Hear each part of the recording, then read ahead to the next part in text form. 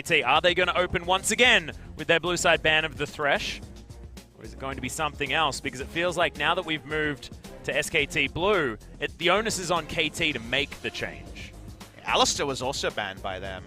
Like KT, sorry, in the previous series, and they're going to ban the Cho'Gath anyway. Like I said, a meager amount of Cho'Gath, but still Cho'Gath played by Untara in solo queue. It's probably smart to ban that away, given that Pawn probably doesn't want to deal with that again. Yeah.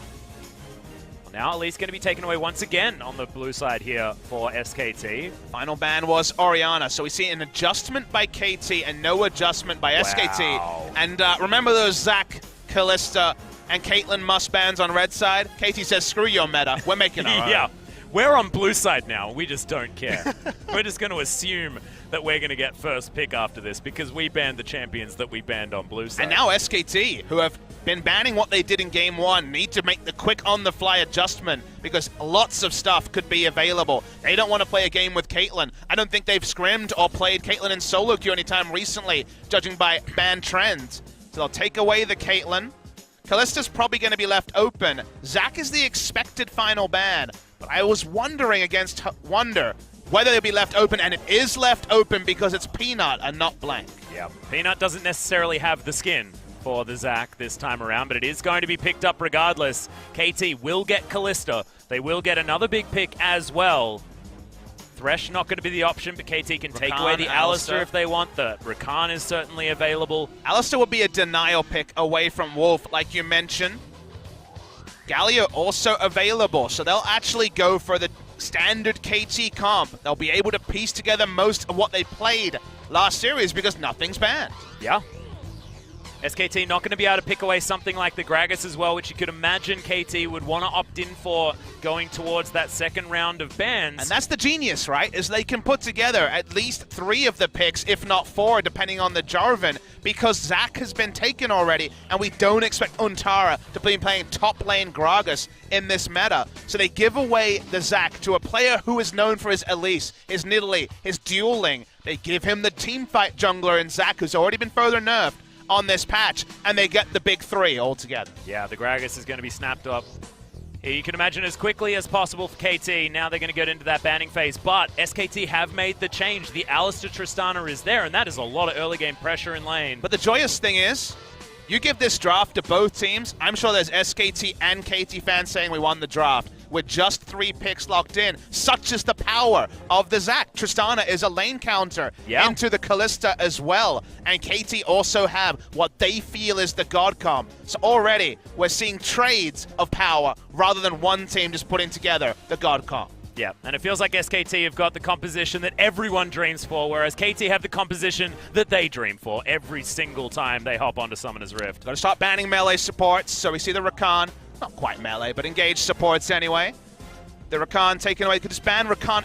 So Alistar's been taken, so could just go further down the well and ban a Braum, for example, on the side of SKT. Does the Blitzcrank get banned here as well, Papa Smithy? I mean, what is it going to be from SKT? What do they value? Mata does have a pretty deep champion pool, a lot of options. Can also hop onto the cannon if he would like to. Blitzcrank would be a different one for him in 2017, but we saw Gorilla play his first career Blitzcrank game just a few weeks ago. It's a highlight reel as well. Able to get some pretty sweet hooks. Blitzcrank against Zac is a bait waiting to happen, though, you have to say. Well, Tahm Kench is actually going to be the option here. Mata going to have that one removed as KT look to see what they want to take away. Is it going to be the Jarvan? Because that is still available here for Smeb. I mean, they can have Jarvan Braum. We know that already, given where the draft is at. So where do they want to go? Blitzcrank, what you mentioned, is a possibility and has worked against Bang & Wolf before. Let's see what they decide on. They're throwing a couple of different options. They go with the Morgana, so new tech here that we've seen from other teams as recently as yesterday. Now you want to have a higher damage magic dealer from the mid lane to pop the Black Shield, because in a tank meta, it's very hard to DPS down the 300 hard damage of the Black Shield, and you end up being 5 seconds of CC invulnerability usually. So they kind of have to go the Rumble if they want to commit to the Lucian that was expected to once again be run into the Galleon. Yeah, I thought it might be dangerous to pick the Lucian, but like you said, making up for it with that Rumble pickup, put an Equalizer over the top of a Black Shield, that thing is going to disappear immediately. KT, now do they head towards the Jarvan? They know that they've got the Bash brothers that can head towards the top side. Oh, look at Smeb. He's definitely feeling stressed about this decision. 5 seconds left, and they actually changed their identity. This is not the full knockup comp that they usually go for. They're shifting identity with last pick, going for split push with the Camille. Sure, Camille can also be the part of an initiation with the Hextech Ultimatum, but it gives them another semblance of style. And it also, to me, is an adjustment to say you can't just have Untara come in, call out the positioning and timings of the previous game, and be able to counter KT, because now it's a very different proposition. You have to respect the 4-1 power and not just full-on teamfight aggression if they get a lead. And this might also be Smeb calling out Untara at the same time. We know that this guy is more of that role-playing top laner, doesn't have those ultra micro mechanics that Huni does have, and Smeb might be wanting to just style on him and go to town and become that unstoppable split push threat. But it's so interesting, because is Gragas now going to be extra incentivized to gank for the Camille, or does he flip the playbook, play around other lanes, and see Smeb play a bit safer? I feel like a decision like that could actually affect the whole game, because still KT roster will be looking for early supremacy. Yeah, and giving away the Zac just so that KT can secure the Kalista for Deft. Is she their recipe for victory? There are so many things that we are going to find out in this game number 3. KT roster looking to secure their spot at Worlds as the first team to be guaranteed that particular honor. My God, it's all come down to this in the telecom war. Let's get into game number 3.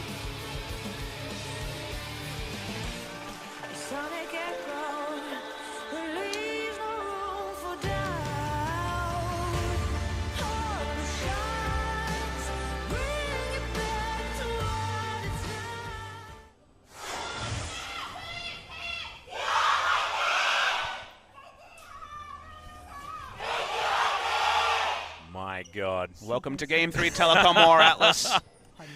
My eardrums are about to erupt, and I have a headset on. Well, we'll start away with some smiles and look at Smeb, who had his choice, could have gone for the Jarvan into Rumble again. Different Rumble player. Expected adjustment and strategy from SKT, and this does counter any potential information Untara could bring about what KT were doing in Game 2 by going for a different identity. But we should look bigger picture, Atlas. This is a best of 1 for KT going to Worlds. If they win here, it'd be their first win as this KT roster in a best of 3 or best of 5 over SKT all year. They have lost in 3 games, including straight 3-0 in the spring final at every opportunity. This is their chance to be the only team other than SKT and Rox to win the regular season. And when you're in the gauntlet format in the LCK, that means you're guaranteed top 2. You go straight to the grand final and wait to find out who you will face. The gauntlet is going to be ungodly stacks. Samsung, Longzhu, Afrika, Jin-Air, all these teams are still going to be there, and SK Telecom as well. This is their chance to finally allow Score into the grand final, his first regular season victory in LCK history. But it's all down to 1 game, and it could go either way. It certainly could. We saw what happened in game number 1, and then KT answering right back in game number 2. Now we're here. I have a feeling this is going to be much closer, Papa Smithy. I feel like this isn't going to be the same landslide, because both of these teams, the gravity has gotten heavier here in this room. How could the telecom war have heated up as much as it has recently? This final week with Longzhu playing against 2nd and 3rd place, with KT we need just 1 match win, but of course it had to be SK Telecom for them to relieve their spot. The telecom war is usually just solo an important match because it has so much esports It almost history. doesn't need implications. It's not a League of Legends rivalry, it's bigger than that. It's been around since the start of Korean esports, and yet the gravity here, the final game here, the amount that's on the line, somehow it all adds up to a crescendo that should be this game 3. Well, Peanut has got this Zac. Hasn't necessarily been the flavor of champion that we've seen him on. We were discussing it in Champion Select, but Score looking to try and get aggressive. Good vision down, though, from Peanut, who didn't want to be taken advantage of.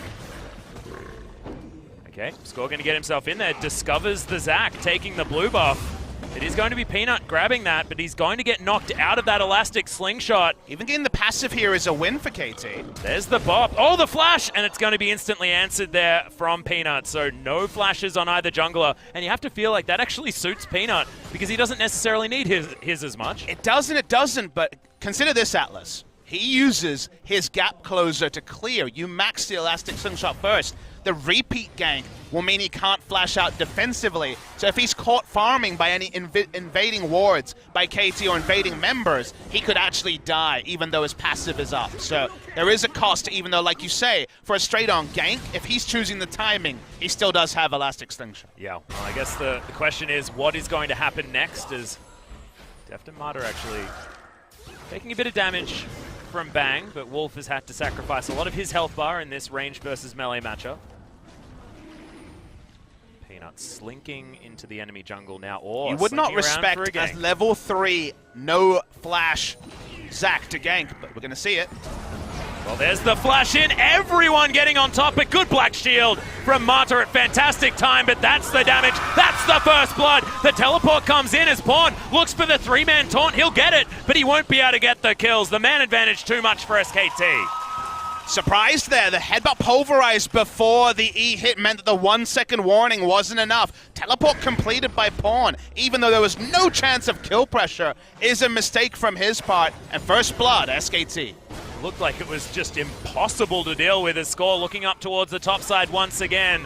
Montara does get the harpoons to land, but he flashes forward looking for Smeb. May have bitten off more than he can chew though. As Smeb comes in, it's going to be Score that grabs the kill. And once again, the top lane onslaught continues. Yeah, successful gank, but not able to give it over to Smeb. Has to go to Gragas because of the return damage coming from Untaris. They get the lead in top side. As a counterpoint to bot side, your prediction was parity. A bit of parity 5 minutes in. Yeah.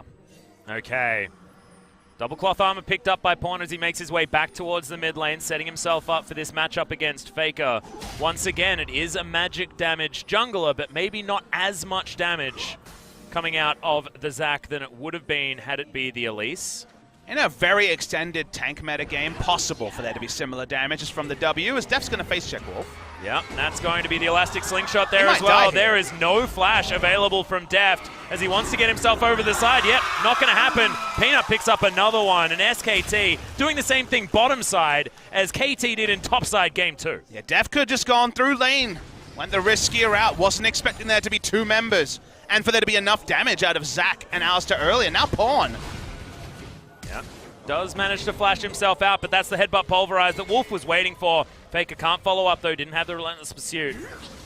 SKT all over this game number 3, much like KT was game 2. Wolf has been such a monster. Boots of mobility rush. He's against a Morgana who's going to be more focused on lane. His ability to layer his CC has been a delight. Not able to get the kill, but getting the flash and the teleport already down from Pawn is another micro win for SKT.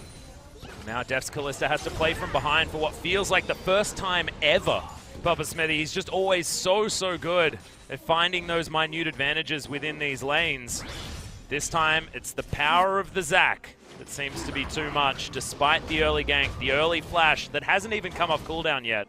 And he's helped pick up 2 kills for SKT. I think SKT deserve even more credit than just saying, okay, Zac's an OP pick, because consider that Score probably thought his job was done when he invaded and got the flash out of Zac, thought he would just safely farm. But credit to Peanut and SKT for still ganking bot lane. When we see these Tristana vs Kalista matchups that are becoming more and more common, with teams banning Elise on red side and leaving Kalista up, I always mention the thing about Tristana lanes is they can be as oppressive as can be if there's early jungle priority and lane priority by ganks coming in earlier, and Zac actually visiting at level 3 surprised KT Rolster, surprised Score, who wasn't in position to counter gank, and actually got SKT the pressure advantage in the Tristana lane that other teams haven't been able to get.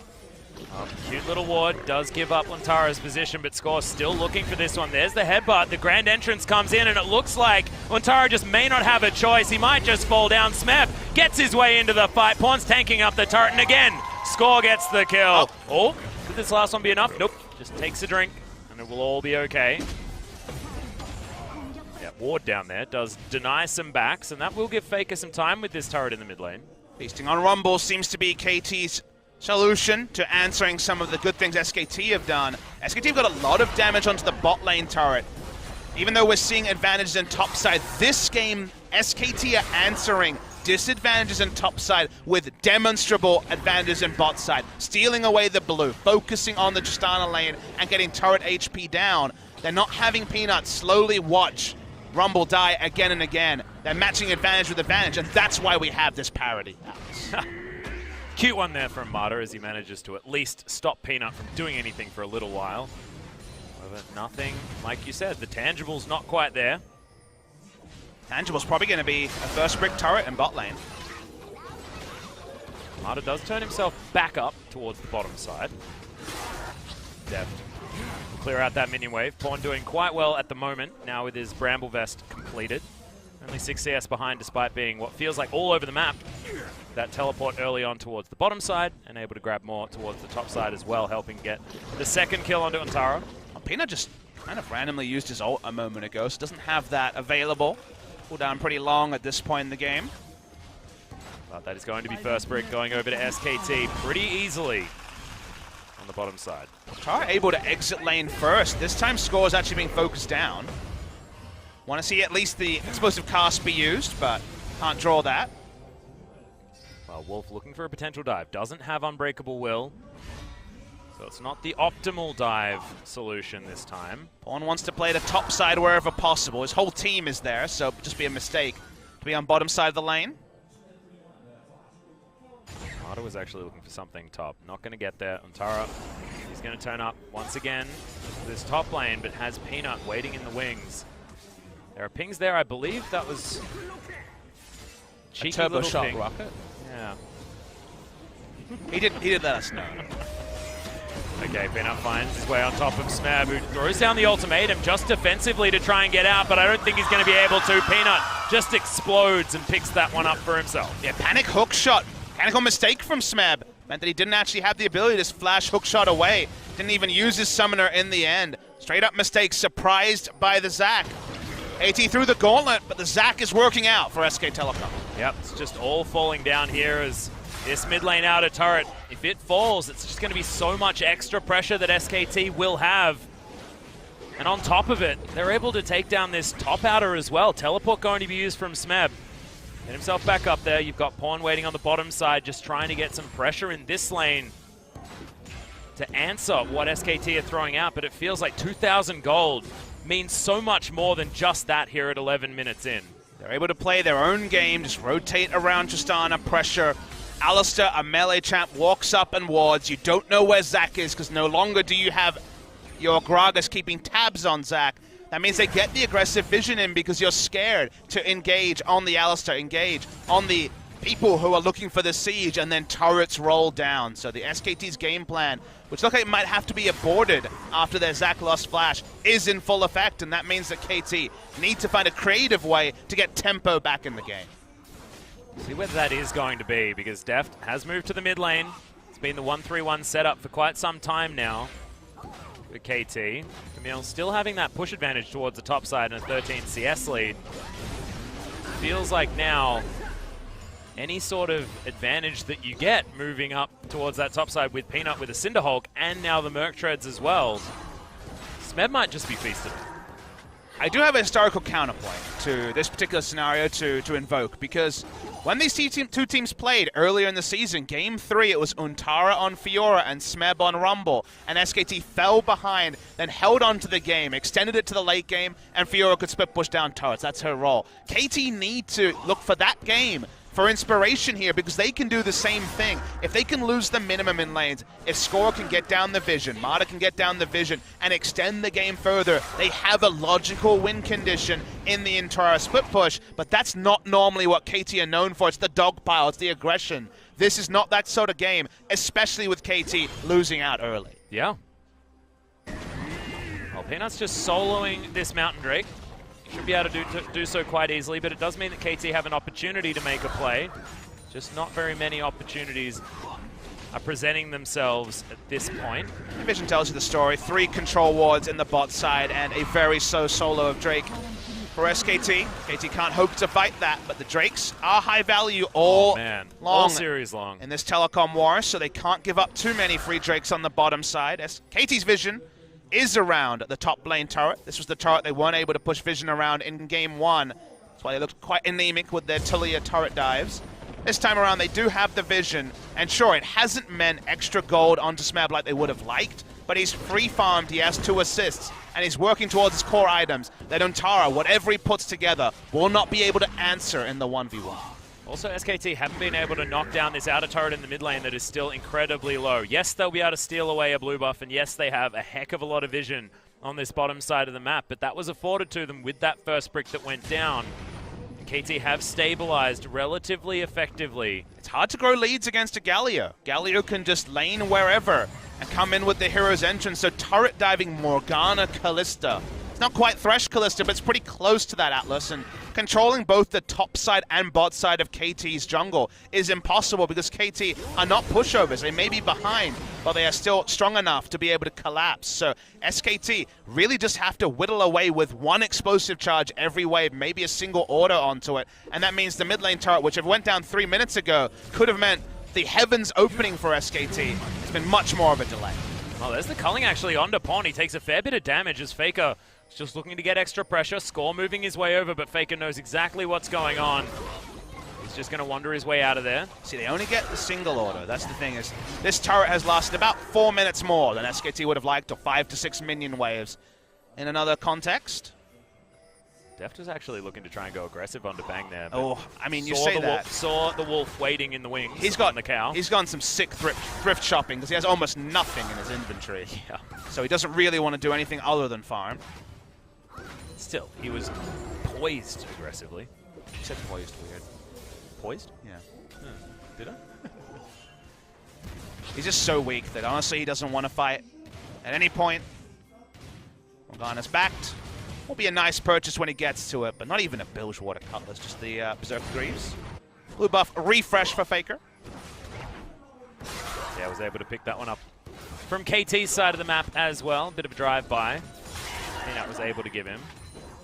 Peanut now you can see just heading back to the jungle to continue this farm, and he's ahead so far as Faker going to get stunned. There's the hero's entrance as the ultimatum means that he's trapped in here. Good flash gets himself out of the way as he was looking for that 1v1, but the equalizer not going to be enough to take down Smeb, I don't think, as Untara was looking for it. Slowed down there as there's the explosive cast, and KT turn up with all of their members towards the top side. Winds of War are there, but SKT get under the relative safety of this turret.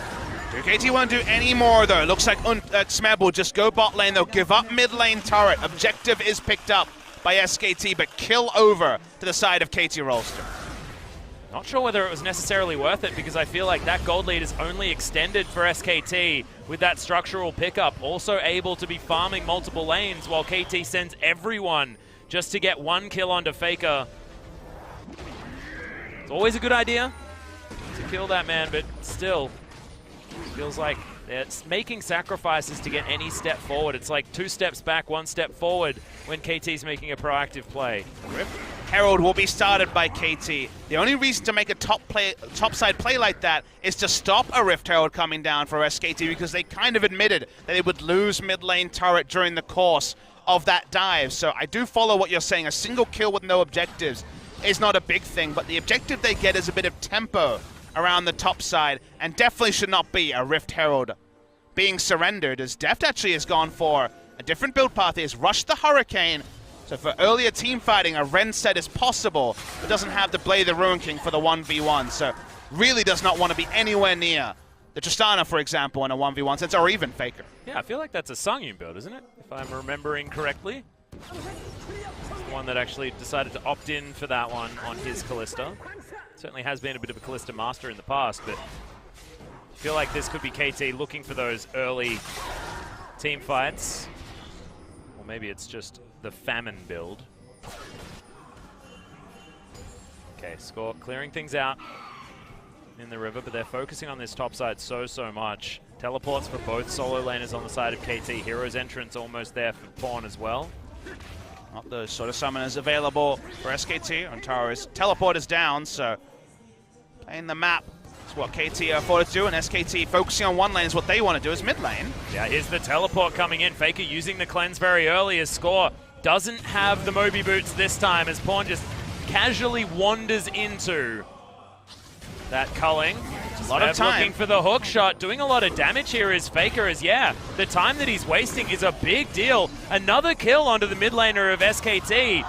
is possibly a problem, because look at the push from SKT on the top side. And they used that very effectively, and KT, like many teams before them, have been baited into spending a lot of time killing Faker as SKT put together objectives. So they will return to bot side. Map does have Trinity Force and will do a lot of damage to this previously very healthy bot lane turret, but just picking up a kill doesn't really give KT anything of what they want to get their foothold back into the game.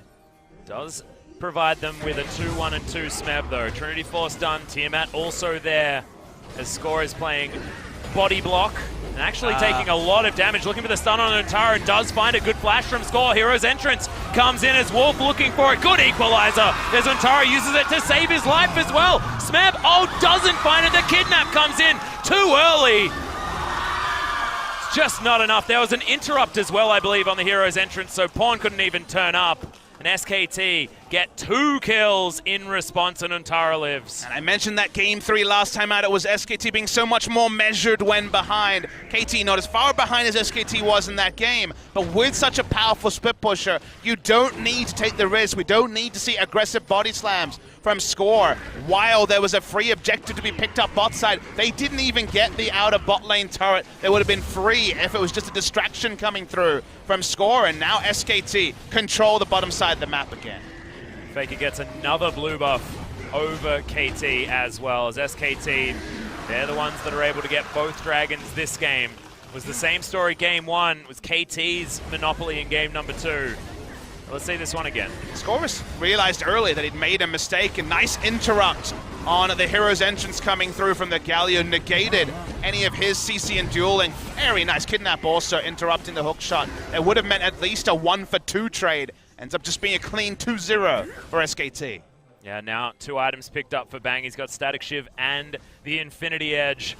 The golden duo of heck loads of crit damage from Bang on this Tristana.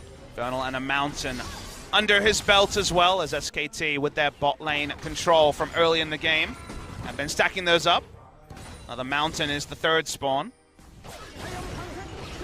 Still, this is a composition that KT can use when it comes to the late game team fights, but is 4,000 gold at 20 minutes enough to secure victory for SKT? Probably not. But are they in a position where, given prior form, given what we expect from SKT almost every time they hit the Rift, is this an opportunity for them to capitalize and move forward like they have in the past? Most certainly. There was a time where if you give SKT a lead like this, there almost feels like there's no way for them to achieve, for the other team to achieve victory. These past few weeks have been odd ones though. There's still question marks. KT are on a 7-match winning streak as Smeb gets equalized on the bottom side of the map. Bang, looking to make his way in. Flash comes out of Smeb. See whether he thinks that he's created enough distance though, as the hook shot does come in. There's the double bounce over.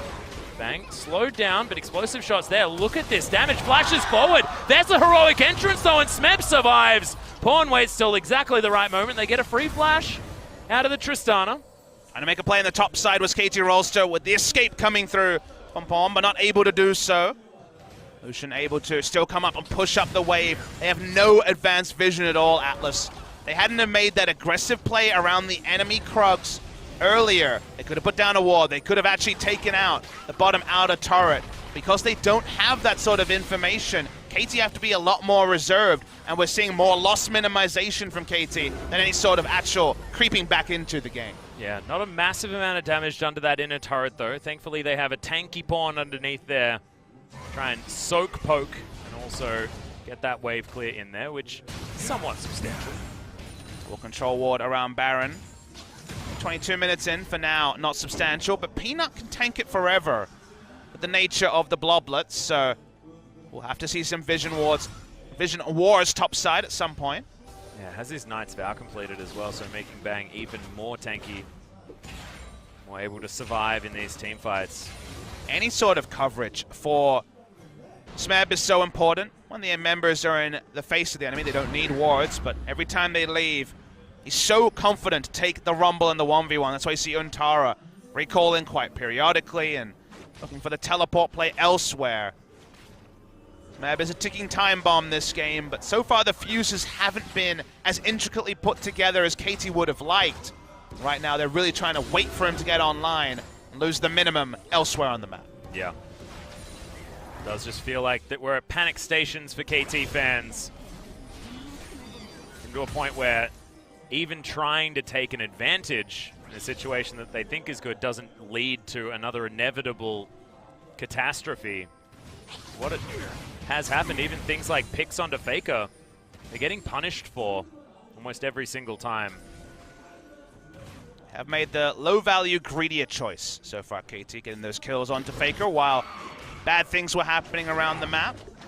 Usually they're the ones making the smart rotations and then Baron or turret trades, but with their lack of advanced vision, that's been pretty impossible here. Is turning on Faker again. Yep, there's the Fate's call. They're looking for the binding. Mata following forward. That's going to be another pick onto Faker as Wolf gets the headbutt away. But is he going to get collapsed on? Pawn making his way in. Bang doing a fair bit of damage.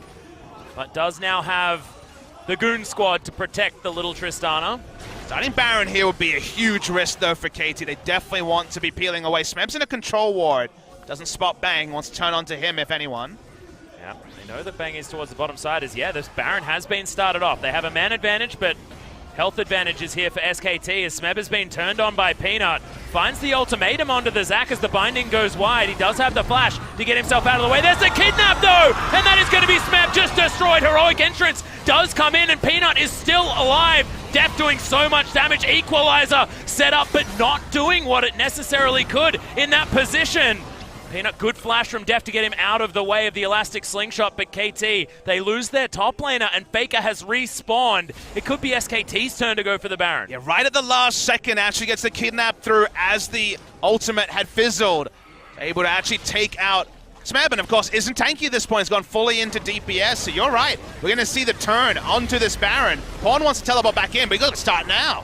Yep, that is going to be the teleport in from Pawn, but it's down so incredibly low. Deft does have the Fate's Call back available. Oh, there's the headbutt! And we're not going to be getting any Baron steals for KT. Pawn over to the side, trying to at least start up a fight that they want, but they will back away. And SKT, 5 members with a Baron buff. Smart plays from Wolf. Guarantees the Baron secure for the side of SK Telecom. Now they have Baron. They already had the insane siege with Lucian and Tristana. And playing your side lanes when you lose Baron is almost impossible. We'll see the replay. Peanut did not know that Smeb was there, but there was always the outside chance. A lot of time spent here. We already knew from Kuro's attempts to get out with Galio, there's no way to escape. The ultimate is gone, able to get him over, and it doesn't matter if the damage reduction comes in that late. No cleanup for KT Rolster. Just not enough tankiness like you mentioned during the play, Papa Smithy. Smeb instantly exploded. And if this was the KT double tank composition, you could see that potentially working, because then you've got the Bash brothers in there in Pawn and Smeb, and they're able to take down their opponents. But if SKT can finish off these kills so fast, and especially now with the accelerated items that they have, it's a very, very different story. It's like the playbook with this composition that KT are so used to is just not working with what SKT have been able to do. Like, now with a split pusher instead of that team fighting tank, just feels like a step too far away from what has been working for KT. I mean, split pushing doesn't matter when you have no outer turrets down at 26 minutes and the enemy has Baron. It's an absolute disaster for KT Rolster. They do lose this game, which is looking likely at this point. Longzhu versus Samsung is for first place, Atlas, and KT lose out on that guaranteed seed at Worlds. Oh, let's continue to roll. First of the game taken down by Smeb. But SKT happy to group up. Lucian playing the mid lane. That's the members around bot side. Stana at a massive point already, 27 minutes in. Yeah, very, very close to picking up that rapid fire cannon as well. Hasn't been back to a base for a very long time. They're looking to break open the base first of KT, as they do at least clear out a lot of these minions. It'll take only another couple of waves, or just one, for SKT to be able to siege this one through. Once again, we're spoilt with dragons. Exactly the same dragons, actually, for SKT here as they had in game number 1. Maybe not in the same order. And there it is. QSS and Rapid Fire Cannon completed here for Bang. It's got full item slots. Sell the Orange Shield. Get a control ward. It's always the percentage way to go. Really impressed with SKT's play this game. They were the ones that had to make the adaptation. Zac left open, would have been a surprise to them. But KT Rolster felt that given Peanut's reputation and even the recent play where he's over-indexed on Elise at every opportunity, been very focused about dueling rather than just being a teamfight tank, goes against years of Peanut being incentivized in a Warrior Enchant or Runic Echo meta and disincentivized in a Cinderhawk meta.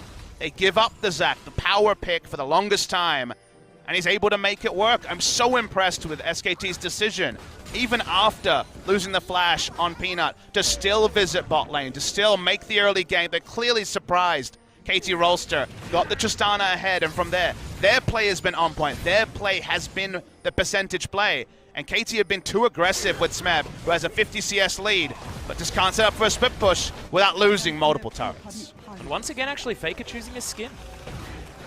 His Lucian looking different game number 3 as opposed to game number 2. Cassiopeia skin in game 1. Exactly. Who is this guy? That's what the interviewers need to ask. The big, important questions is Deft and Bang doing battle. Oh my god, very close to the 1v1. One more crit. Yeah, and the heal, if that wasn't used, he was dead. Peanut setting himself up. Wolf not going to be snared. Not going to see any commitment to that fight. It's hard mode to set up defenses for sieges with the Zac coming in. With Rumble bot lane, they don't have the ability to break the black shield, so at least Kalista can afford to play forward and wave clear with Hurricane compared to usually unable to do so, given all of Zac's engage. It looks like Deft is going to head towards his last Whisper item of choice, probably Mortal Reminder against the likes of a Zac.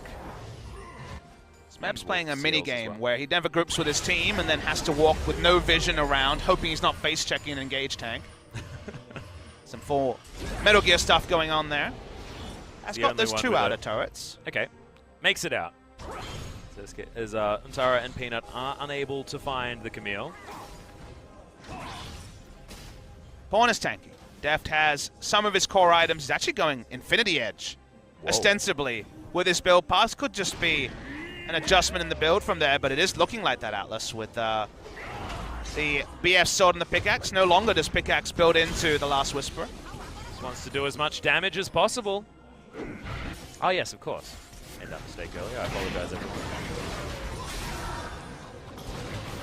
Right, Bang tanking this one up.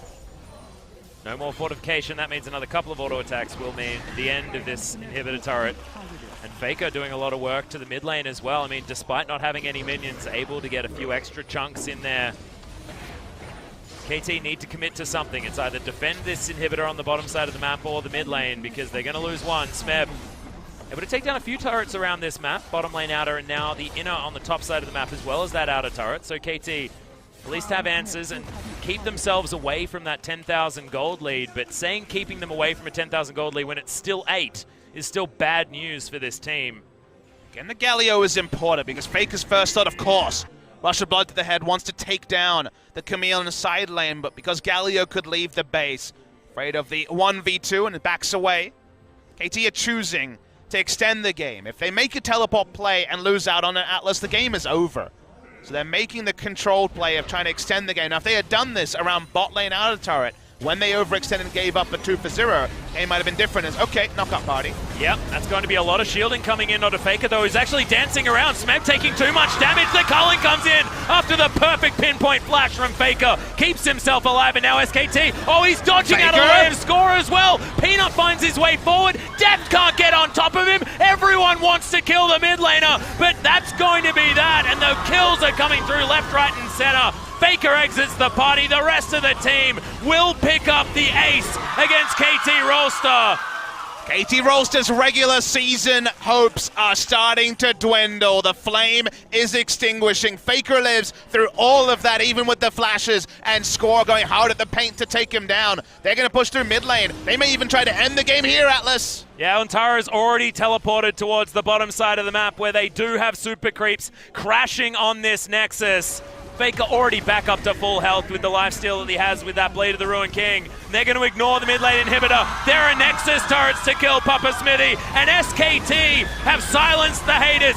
2-1 against KT Rolster. bolster and remain undefeated in Telecom Wars for 2017. SK Telecom take down KT. It's suddenly a story as old as time, have done it 5 times already in the summer season and in the spring season, including that spring final. They got their man. They killed Faker multiple times, but around that Atlas, the game was decided. The